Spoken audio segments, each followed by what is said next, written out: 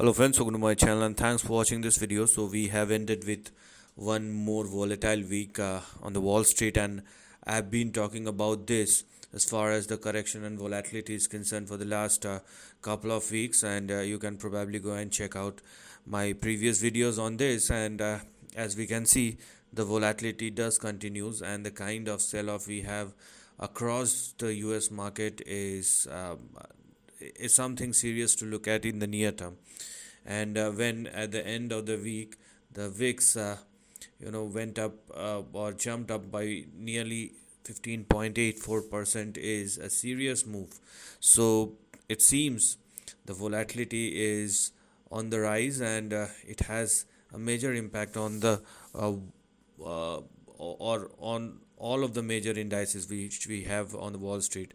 So welcome to another session of USA Weekly Market Report series, where we're gonna check out what has happened in the last 1 week and what kind of impact it does create across the board. So stay with me because it's going to be an important one.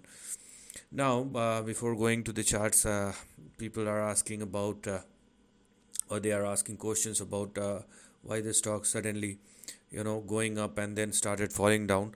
So the answer is very clear: because the market is not stable.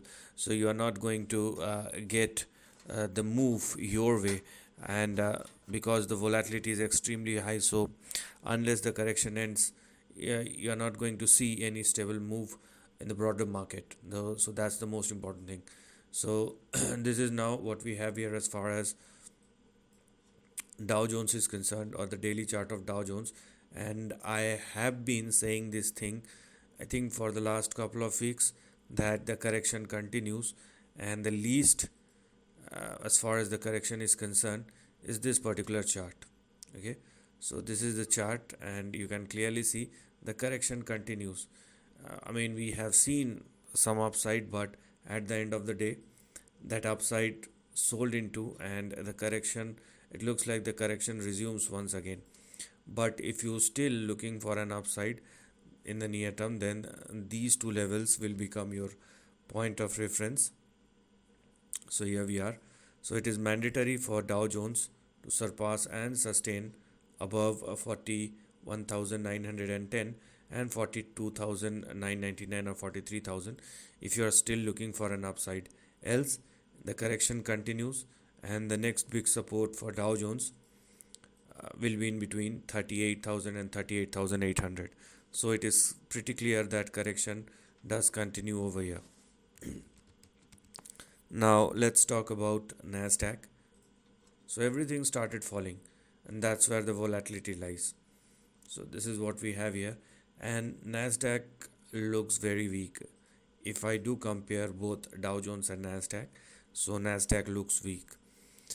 Now for the time being, we can go for our next immediate target, our next immediate support, by the way, at 16,900.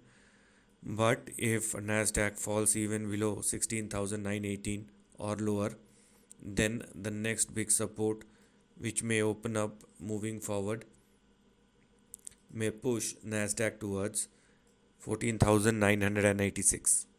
So you need to be a bit more cautious over here. Why?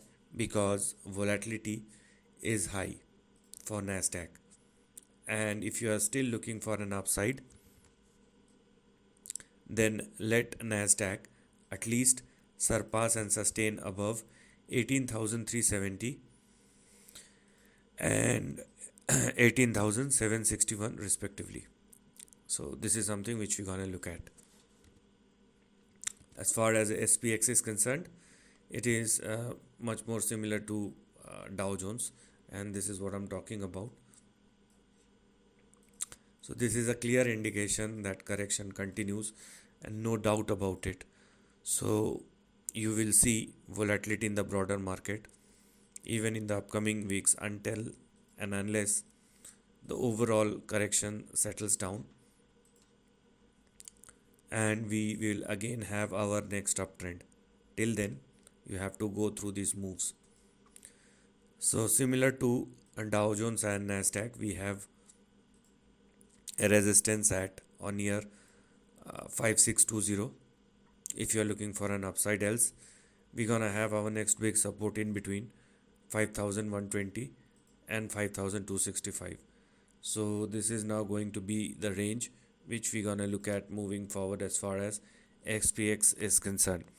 So one thing is very clear, and that is correction all around. So you have to be very specific with the moves. Now let us discuss about dollar index. And here we are. Now if you think that dollar index will move higher and equity market will go down, or dollar index will move lower and equity market will move higher, sometimes when the volatility is at its peaks, so I mean it does not matter what is going up or what is going down. In this case you may see both dollar index and equity market started falling down.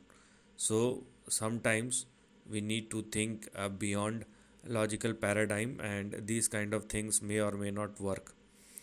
Okay, so if you are looking at the current structure of dollar index, it also looks weak, and so does the equity market. Now reasons behind falling or fall big fall in the equity market may vary, but it's because of the policies. Whereas I mean the current policies of the new elected US government is to keep dollar index, or the keep pushing the value of dollar index lower, so that they can manage their debt. So I'm just telling you the outline, but there are numerous reasons behind that. Now as far as dollar index is concerned, this is the range, and you can clearly see that it's in a downtrend, it's not in an uptrend. So if you are looking at dollar index, it is also looking down. So it does not matter dollar index is falling lower or higher, equity market is in a correction mode. Apart from that, let me also check about the crude futures, because this is something which may move lower, but sudden policy changes do have the impact on WTI crude futures as well. So right now it is still holding the base. I have talked about this, I think, couple of months back, but here we are. So the WTI futures keep on trading and sustaining above 61 and 62 is still a positive thing. So here we are. So this is the kind of base we have. Now because we have a narrowness in the range, so there lies a potential breakout at or above 79.3, and if you are looking for a downside, then let it fall below 63. Okay, so I mean let's wait for a WTI futures to move, because if there is a breakout at or above 79.3 or more, then it will make the overall equation worse, and you will see bigger fall in the equity market, because that has an additional pressure on the market as well.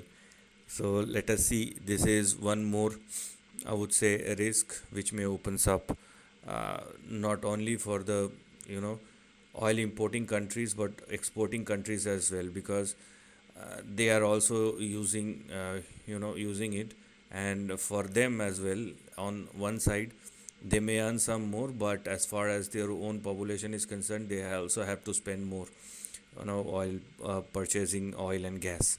So that's another paradigm which will open up.